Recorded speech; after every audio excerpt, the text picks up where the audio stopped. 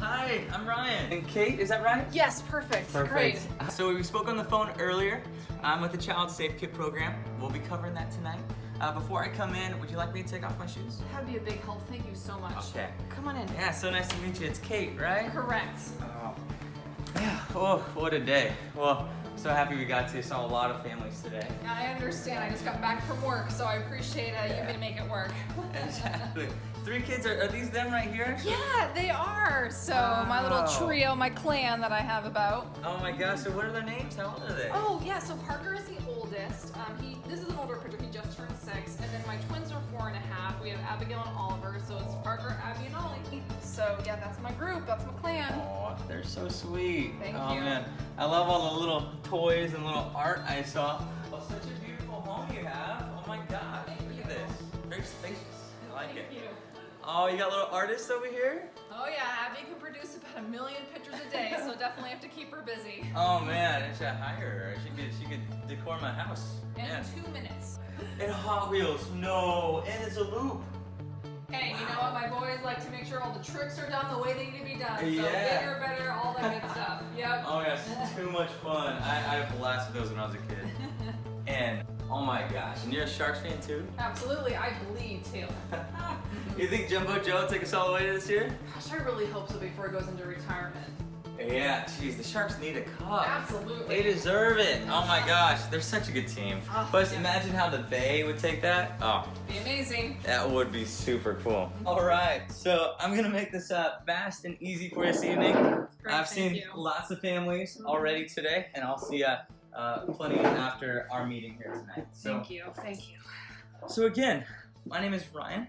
I'm from American Income, and we handle the permanent benefits for over 41,000 organizations internationally. That's including police, firefighters, and teachers. Is this the first time you've requested this service? Yeah.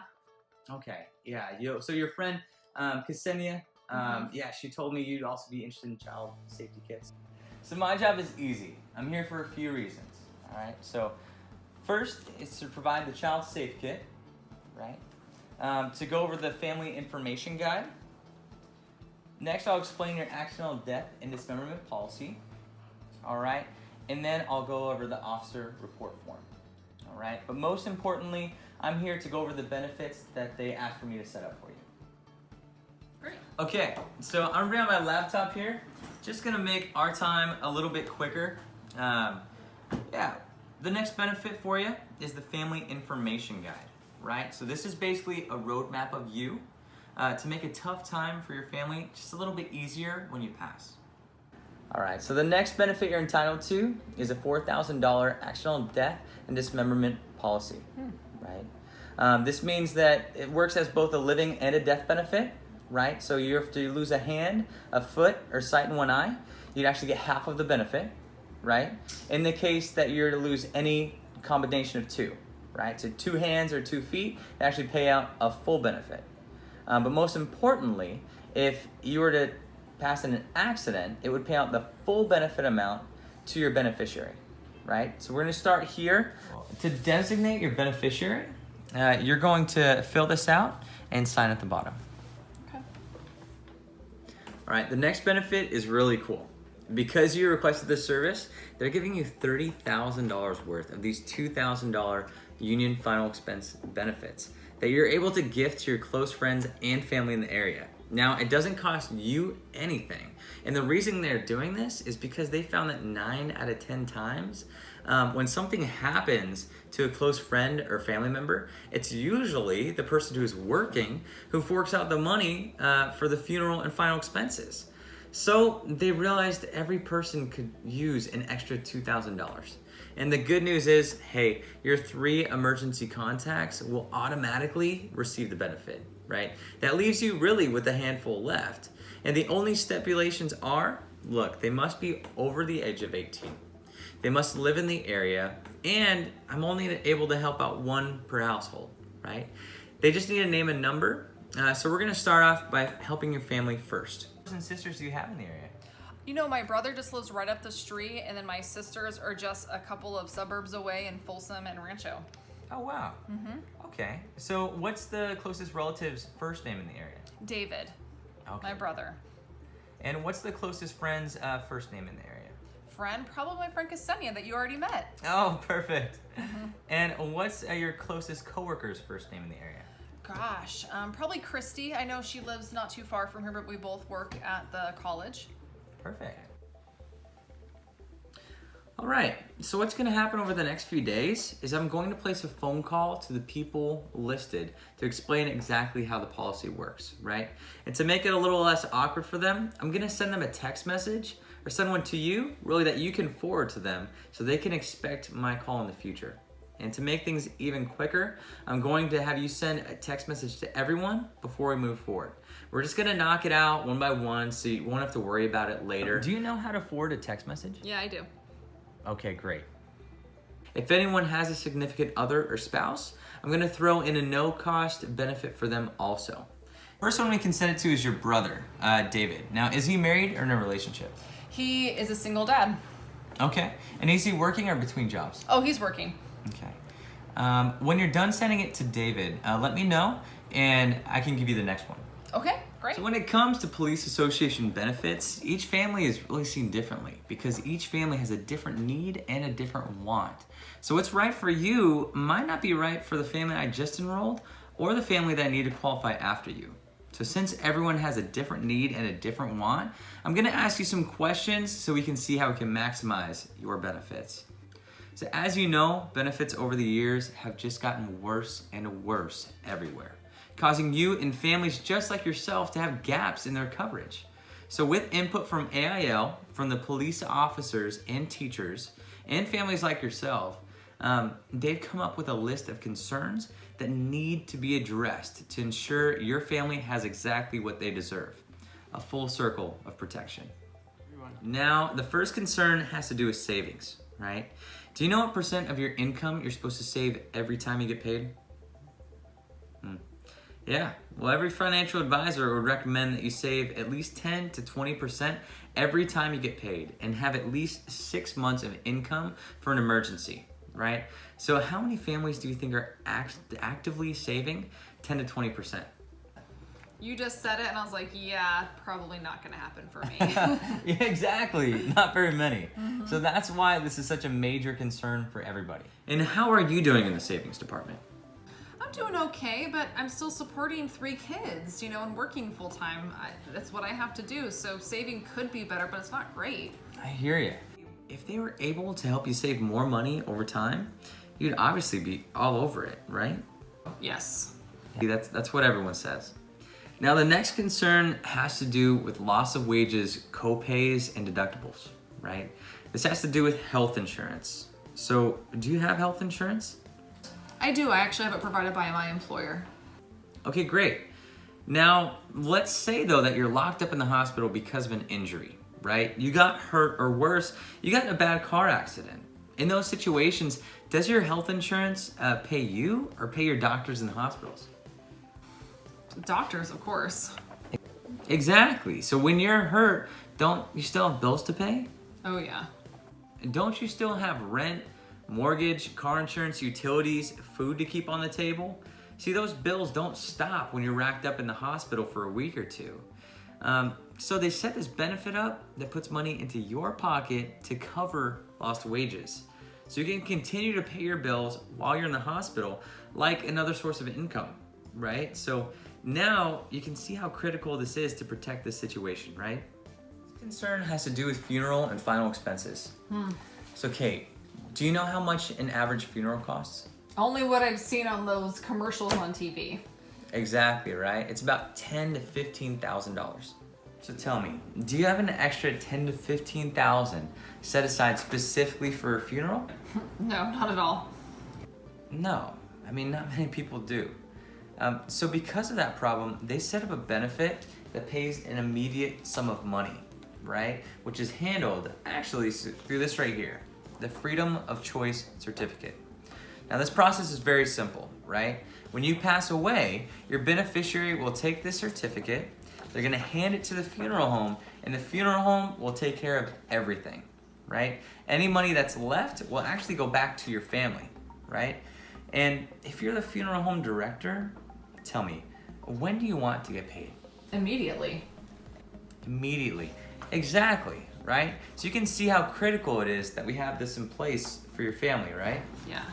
Now the next concern has to do with income, Okay. right? So if you were to pass away, your family is obviously going to miss you, right? Yeah. Of course. And after a few weeks, after a few months even, what are they going to miss next? Right? They're going to miss the income. Yeah. Okay. Because when you pass away, your paycheck dies with you. Now, are you prepared to have someone work an additional 40 to 60 hours on top of your current hours and still take care of your kids and the house? Exactly. I'm sure you can see why this is such a major concern, right? Now, the next concern has to do with families who have a mortgage, right? So, are you guys renting or do you own this house? Own it. Okay, gotcha. Well, do you have something in place that would pay off the rest of the house if you were to pass away? No, not at all. Gotcha. And that's actually what I hear most families say. Okay, so the next concern has to do with cancer. Now, do you know someone who's dealt with cancer? Yeah, I do. And who was it? Really close coworker friend of mine. I'm so sorry to hear that. And what kind was it? Breast cancer. Oh my gosh, and how's she doing with that? She's managing as best as she can. Oh man. Well, I know how it is. You know, I've actually had some people close to me who've had cancer as well. So it's very relevant nowadays. And the scary thing is that according to the American Cancer Society, 1 out of every 2 men, right, will experience cancer in his lifetime. And pertaining to women, it's 1 out of 3. But after the age of 65, that goes up to 1 in 2 as well.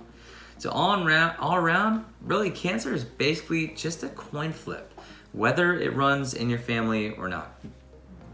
Now, do you know what the #1 cause of bankruptcy is right now in America? Medical bills? You nailed it. Exactly. Yeah. Do you think if you're dealing with radiation, with chemotherapy, special dieting, the different things that come with cancer, that you'd be able to work at the same time? Oh, not at all. Exactly. And you can see why this is such a concern to the other members, right? But the biggest concern is affordability. The group needed to come up with a plan that addressed all of these concerns, yet was still affordable enough for every single family to enroll, as long as they could qualify, right? Now, what makes this different is that they already have gone through the open market. They shopped around and compared company to company. And this is what they came up with for the members. There are 3 stipulations to qualify for these benefits. First, you must be a member in good standing or sponsored by one, which you are, or I wouldn't even be here, right? Second, you need to take advantage of the open enrollment period, which is today. Clear? Third, you must qualify, and not everyone does. In fact, that can actually be the toughest part, but we'll see in a second if you do. Right. So how much do you make per hour? $25.